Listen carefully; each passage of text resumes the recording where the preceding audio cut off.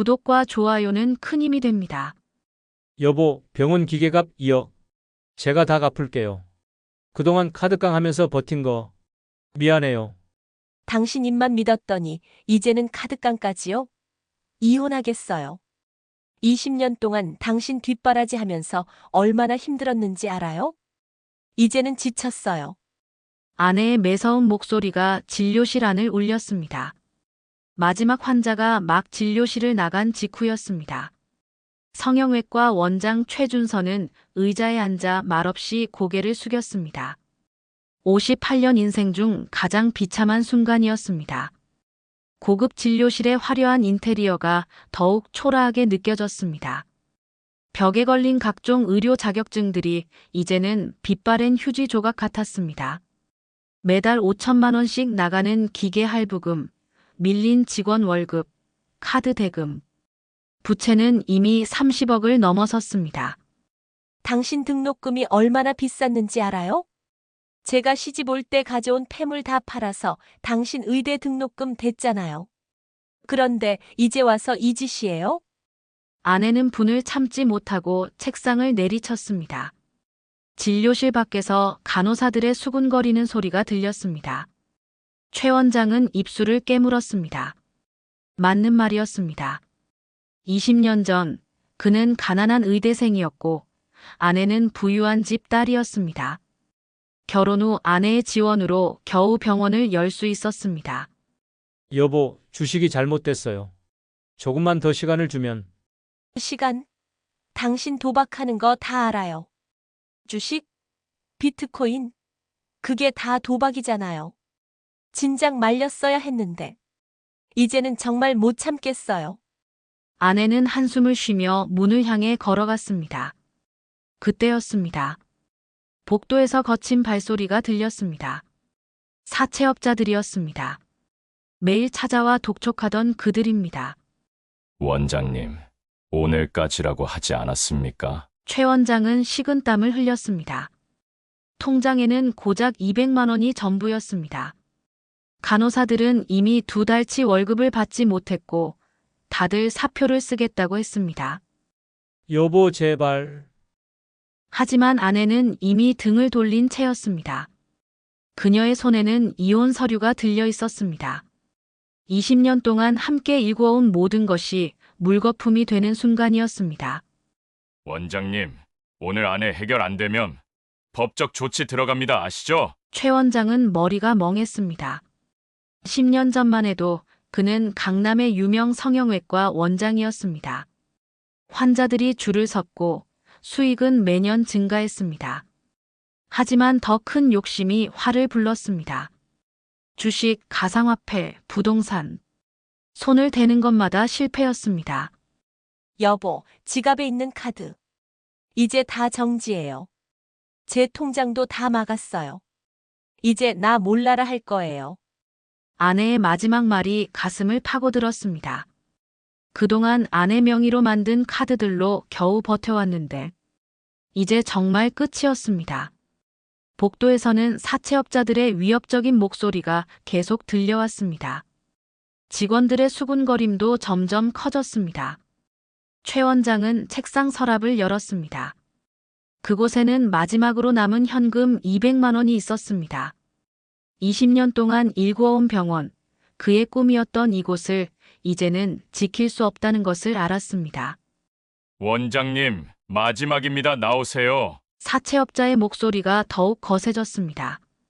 최 원장은 천천히 자리에서 일어났습니다. 벽에 걸린 의사 면허증을 바라보았습니다. 자랑스러웠던 그 종이 한 장이 이제는 그저 무거운 짐으로만 느껴졌습니다. 이제 어떻게 해야 하나? 그의 중얼거림이 텅 빈 진료실에 메아리 쳤습니다. 화려했던 강남 성형외과 원장의 마지막 날, 그는 자신의 인생이 송두리째 무너져 내리는 것을 지켜볼 수밖에 없었습니다. 최준서 씨, 이제 모든 걸 말씀드릴게요. 사실 정인 씨랑 15년 전부터 만났어요. 이혼 조정 기일, 아내가 던진 폭탄 선언이었습니다. 최준서는 순간 귀를 의심했습니다. 정인이라면 병원 근처 약국 원장이었습니다. 15년이라고요? 그럼 우리 지연이가 태어났을 때부터? 네. 지연이는 정인 씨 딸이에요. 최준선은 그 자리에서 쓰러질 것 같았습니다. 20년 동안 자신의 딸이라고 믿었던 지연이가 충격에 휩싸인 그의 눈앞이 캄캄해졌습니다. 당신이 병원 일에만 미쳐 있을 때 정인 씨는 늘 내 곁에 있어 줬어요. 돈보다 중요한 게 있다는 걸 이제야 말씀드리네요. 최준선은 그제서야 깨달았습니다. 매달 빠져나가던 거액의 현금, 아내가 몰래 빼돌린 돈이 모두 그자에게 갔다는 것을. 병원 지하 금고에는 늘 현금을 보관해뒀습니다. 세금 때문에 신고하지 않은 현금이었죠. 아내는 그걸 알았습니다. 금고 비밀번호도 알았습니다. 최준선은 아내를 믿었기에, 전적으로 격리 일을 맡겼기에 그게 독이 될 줄은 몰랐습니다. 여보. 아니, 이제 이렇게 부르면 안 되겠네요. 최 원장님, 지연이는 이미 정인 씨와 미국으로 떠났어요. 거기서 새 삶을 살기로 했어요. 이혼 조정실은 지옥이 따로 없었습니다. 최준선은 자신의 20년 인생이 모두 거짓이었다는 것을 알게 됐습니다. 매일 아침 자신에게 안부 인사를 건네던 약국 원장. 이제야 그의 가식적인 미소가 이해됐습니다. 아내는 이혼 위자료를 요구하지 않았습니다. 이미 충분히 가져갔으니까요. 병원 수입의 절반 이상을 15년 동안 빼돌렸으니 최준선은 허망했습니다. 조정실을 나오는 길, 법원 복도에서 날아온 문자 한 통. 사채업자들이었습니다.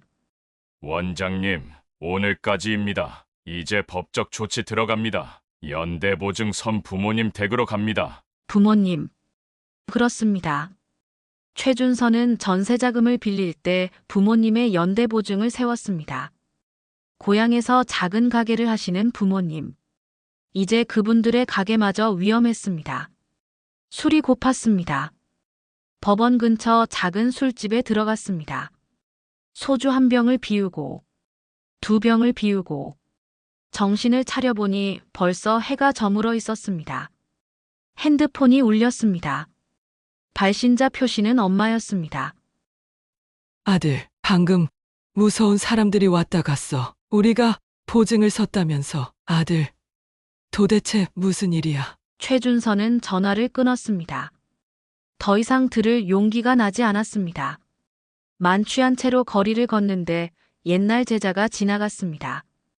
얼른 고개를 숙였지만 이미 늦었습니다. 최 선생님 아니세요? 많이 편찮아 보이시는데? 도망치듯 그 자리를 벗어났습니다. 이제 갈 곳이 없었습니다. 신용불량자가 된 그에게 남은 건 서울역뿐이었습니다. 그날 밤 최준선은 처음으로 서울역 대합실 의자에서 밤을 보냈습니다. 옆자리에 노숙자가 건넨 소주 한 모금. 그것이 그의 새로운 시작이었습니다. 지갑 속에는 5만 원이 전부였습니다. 명품 시계는 전당포에 맡긴 지 오래. 마지막 남은 자존심마저 내려놓아야 했습니다. 여기 계시는 분들 대부분 사연이 있으시죠? 처음엔 다들 그러시다가 적응하세요. 옆자리 노숙자의 말이 귓가에 맴돌았습니다. 강남 최고 성형외과 원장이었던 자신이 이제는 서울역 노숙자가 되어 있었습니다. 아저씨, 여기는 제 자리예요. 비키세요. 서울역에서의 첫 새벽, 최준선은 낯선 목소리에 눈을 떴습니다.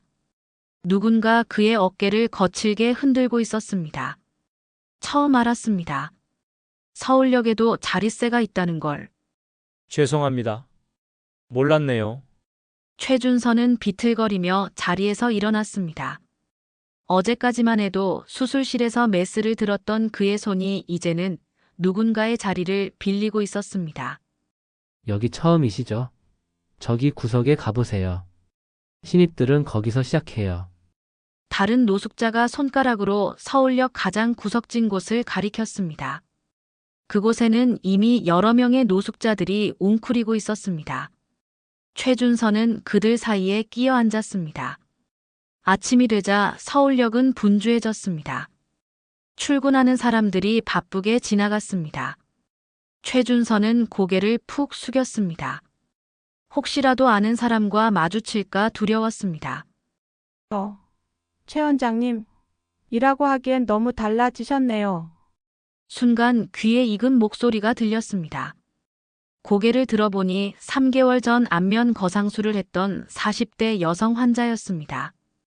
최준서는 재빨리 일어나 화장실로 달려갔습니다. 거울 속 자신의 모습은 더 이상 의사가 아니었습니다. 지저분한 수염, 떡진 머리, 주름진 옷. 여기 따뜻한 거 좀 드세요. 화장실에서 나오니 누군가 컵라면을 건넸습니다. 서울역 무료급식소 봉사자였습니다. 최준서는 망설였습니다. 하지만 꼬르륵 거리는 배는 자존심을 허용하지 않았습니다. 처음에는 다들 그래요. 하지만 배고픔 앞에서는 다 똑같아요. 봉사자의 말에 최준서는 천천히 젓가락을 들었습니다. 생각해보니 어제부터 아무것도 먹지 않았습니다. 컵라면 국물이 목구멍을 타고 넘어가는 순간 뜨거운 것이 눈가에 맺혔습니다. 의사 선생님이시죠? 옆자리의 노인이 갑자기 말을 걸었습니다. 최준서는 깜짝 놀랐습니다. 어제 제가 넘어졌을 때 다친 곳 보는 거 보고 알았어요. 의사 선생님 손길이 틀리다니까. 최준서는 말없이 고개를 숙였습니다. 어제 취기에 겨워 쓰러진 노인을 살펴봤던 게 들통난 것이었습니다. 여기서는 비밀로 하는 게 좋을 거예요. 다들 전직이 있지만 말하지 않는 게 서로를 위한 예의니까요. 노인의 말에 최준서는 고개를 끄덕였습니다. 그리고 처음으로 노숙자들의 세계를 들여다보기 시작했습니다. 아침 7시면 무료 급식이 시작됩니다. 줄을 서서 먹고 그릇을 반납하고 9시부터는 역 주변을 배회합니다. 경찰이 쫓아내기 전까지 12시에 다시 급식, 저녁 6시 마지막 급식, 그리고 술. 여기 소주 한 잔 하시죠? 추워서 그래요. 누군가 소주를 건넸습니다. 거절할 이유가 없었습니다. 이미 알코올은 그의 새로운 친구가 되어 있었으니까요. 밤이 되자 서울역은 또 다른 세상이 됐습니다. 노숙자들의 한숨소리, 누군가의 흐느낌, 취기의 겨운 고성방가. 최준서는 그 속에서 자신의 과거를 떠올렸습니다. 원장님, 이 수술은 제가 보기에는 위험할 것 같습니다. 갑자기 떠오른 기억. 5년 전 한 간호사가 수술의 위험성을 경고했었습니다. 하지만 그때의 최준서는 뭘 안다고 그래? 내가 알아서 할 테니까 신경 꺼요. 오만했던 자신의 모습이 떠올랐습니다. 결국 그 수술은 실패했고 환자는 큰 후유증을 겪었습니다. 합의금으로 5억을 지불했죠.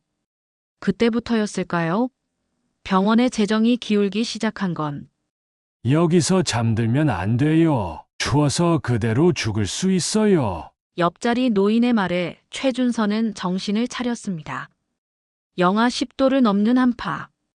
이제는 생존이 최우선이었습니다. 누가 좀 도와주세요. 사람이 쓰러졌어요. 한밤중 서울역을 가득 메운 비명소리에 최준서는 눈을 떴습니다. 술에 취해 잠들었던 터라 머리가 띵했습니다. 하지만 본능적으로 소리가 나는 쪽으로 달려갔습니다. 할아버지 한 분이 바닥에 쓰러져 있었습니다. 주변 사람들이 우왕좌왕하는 사이 최준서는 재빨리 상황을 파악했습니다. 다들 비켜주세요. 제가 의사입니다. 그 말이 입 밖으로 나오는 순간 최준서는 자신도 놀랐습니다. 3개월 만에 처음으로 자신이 의사임을 밝힌 것입니다. 맥박이 매우 불규칙하네요. 심장마비가 의심됩니다. 누가 119 좀 불러주세요. 지저분한 옷차림의 노숙자가 의사라고 하자 사람들은 반신반의했습니다. 하지만 최준서의 움직임은 전문가다웠습니다. 심폐소생술을 시작하면서 응급조치를 이어갔습니다. 할아버지 정신 차리세요. 제 목소리 들리시나요? 10분, 15분. 마침내 구급차 소리가 들렸습니다. 구급대원들이 도착했을 때 할아버지는 이미 약한 맥박을 되찾은 상태였습니다. 선생님, 혹시 의료인이신가요? 구급대원의 질문에 최준선은 고개를 끄덕였습니다. 네, 전직 의사입니다. 그날 이후 서울역의 분위기가 조금씩 달라졌습니다. 노숙자들 사이에서 소문이 퍼졌습니다. 저기 구석에 있는 사람이 의사 출신이래. 선생님, 제가 요즘 가슴이 자주 아파서 처음에는 한두 명이었습니다. 밤이 되면 몰래 찾아와 증상을 물어보는 사람들. 최준선은 그들의 이야기를 들어주었습니다. 전문적인 진찰은 불가능했지만 기본적인 의료 상식과 조언은 해줄 수 있었습니다. 선생님, 이거 드세요. 어느 날은 따뜻한 도시락을 건네받았습니다. 노숙자들이 모은 작은 정성이었습니다. 최준선은 그제서야 깨달았습니다. 의술은 단순히 돈을 버는 수단이 아니었다는 것을. 여기가 노숙인 지원센터입니다. 한번 들어가 보시는 게 어떠세요? 서울역 무료급식소 봉사자가 건넨 제안이었습니다. 처음에는 거절했지만 그날 밤 특히 추웠습니다. 영하 15도. 바람은 매섭게 불었고 옆자리의 노인은 이미 동상에 걸린 듯 했습니다. 여기 계시면 안 됩니다. 제발 지원센터로 가보세요. 결국 최준선은 노인의 팔을 붙잡고 지원센터로 향했습니다. 그곳에서 그는 뜻밖의 제안을 받았습니다. 선생님, 우리 센터에서 의료 자문을 해주실 수 있으신가요? 많은 노숙인 분들이 건강 상담을 필요로 하시는데. 처음에는 망설였습니다. 하지만 의사로서의 본능이 그를 이끌었습니다. 전 이제 의사 자격도 없고. 아니에요. 선생님의 경험과 지식이면 충분합니다. 공식적인 진료가 아닌 상담자로서의 역할이에요. 그렇게 최준선은 조금씩 변화하기 시작했습니다. 매일 아침 지원센터에서 노숙인들의 건강 상담을 시작했습니다. 술도 줄였습니다. 맑은 정신으로 사람들을 도와야 했기 때문입니다. 선생님, 제가 알코올 중독 치료센터를 소개해 드릴게요. 지원센터 사회복지사의 제안에 이번에는 고개를 끄덕였습니다. 자신을 도우려 한다는 것을 이제는 알 수 있었습니다. 우리가 받은 것을 나눌 때 우리는 다시 살아날 수 있어요. 알코올 중독 치료 모임에서 들은 말이었습니다. 최준선은 그제서야 깨달았습니다. 자신의 몰락이 끝이 아니라 새로운 시작이 될 수 있다는 것을. 최 원장님, 맞으시죠? 6개월 만의 일이었습니다. 노숙인 의료 상담을 하던 중 뜻밖의 손님이 찾아왔습니다. 전처였습니다. 하지만 6개월 전과는 전혀 다른 모습이었습니다. 많이 아파 보이시네요. 최준선은 순간 할 말을 잃었습니다. 화려했던 그녀의 모습은 온데간데였고 헬쑥한 얼굴에 깊은 주름이 자리 잡고 있었습니다. 저 말기암 선고를 받았어요. 시간이 얼마 남지 않았대요. 침묵이 이어졌습니다. 최준선은 복잡한 감정에 휩싸였습니다. 미움, 연민, 그리고 묘한 안타까움이 한데 뒤섞였습니다. 정인 씨는 제가 암 진단받고 나서 바로 떠나더군요. 지연이 데리고 제 통장에 있던 돈까지 모두 가지고. 그녀의 목소리가 떨렸습니다. 최준선은 쓴웃음을 지었습니다. 15년 동안 자신을 배신했던 아내가 같은 배신을 당한 것입니다. 진작 사과드렸어야 했는데 용기가 나지 않았어요. 하지만 이제는 제 시간이 얼마 남지 않아서. 당신도 이제 알게 된 거죠. 돈이 전부가 아니라는 걸. 최준서의 말에 전처는 고개를 떨구었습니다. 눈물이 뚝뚝 떨어졌습니다. 지연이한테 진실을 알려주고 싶어요. 당신이 친부는 아니지만 20년 동안 진심으로 딸로 여겨주셨잖아요. 최준서는 자리에서 일어났습니다. 창가로 걸어가 잠시 밖을 바라보았습니다.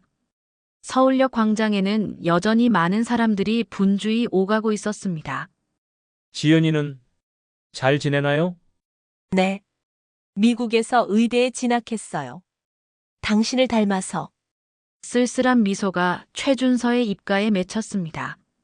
자신의 피는 아니지만 그래도 의사가 되고 싶어 했던 지연이 그 꿈을 이뤄낸 모양이었습니다. 원장님. 미안해요. 정말 미안해요. 전처는 결국 오열하고 말았습니다.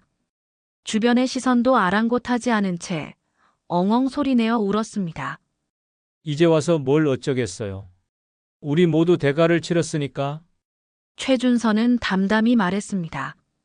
더 이상 미움도 원망도 없었습니다. 그저 허탈함만이 남아있을 뿐. 원장님은 이제 어떻게 지내실 건가요? 여기서 의료 상담을 하고 있어요. 작은 월세방도 구했고요.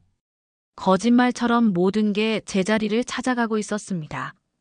지원센터의 도움으로 작은 고시원을 구했고 매일 노숙인들의 건강을 살피는 일도 의미가 있었습니다. 제가 치료비로 쓰려고 모아둔 돈이 있어요. 2억 정도. 원장님께 드리고 싶어요. 아니요.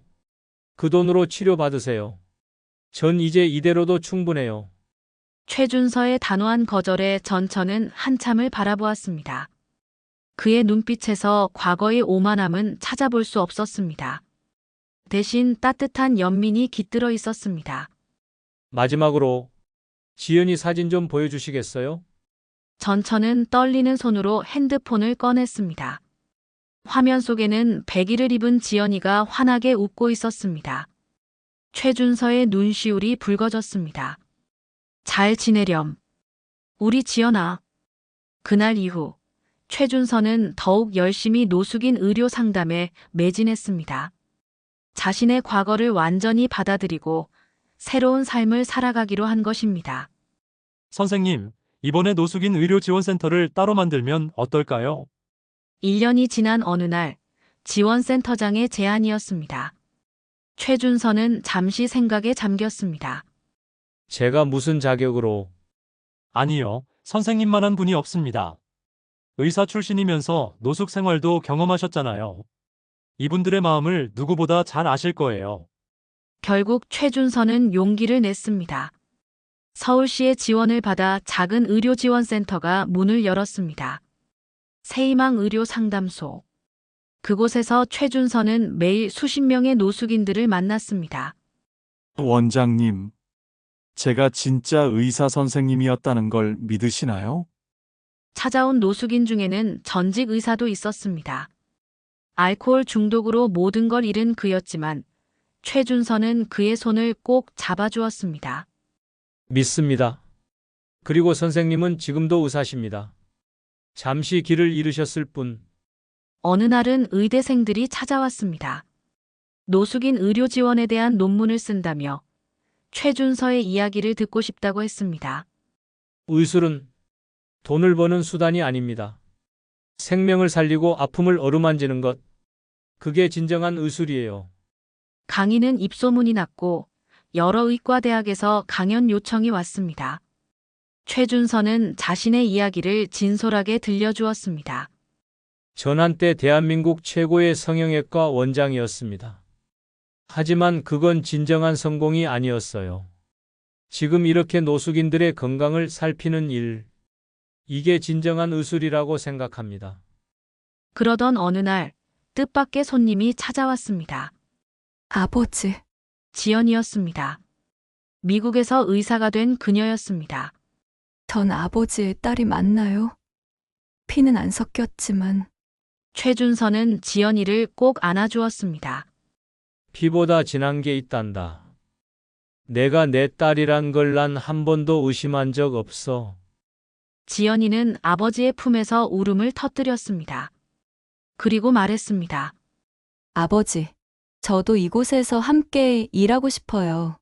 미국에서 배운 의술로 어려운 분들을 돕고 싶어요. 최준서의 눈시울이 붉어졌습니다. 이제야 진정한 성공이 무엇인지 알 것 같았습니다. 여러분, 인생은 한순간에 바뀔 수 있습니다. 하지만 그 순간이 끝이 아닙니다. 새로운 시작이 될 수 있습니다. 돈과 명예, 그것이 전부가 아니라는 걸 저는 뼈저리게 깨달았습니다. 더 많은 인생의 진솔한 이야기를 듣고 싶으시다면 인생 한 방울 채널을 구독해 주세요. 여러분의 좋아요가 더 좋은 이야기로 찾아뵙는 힘이 됩니다. 감사합니다.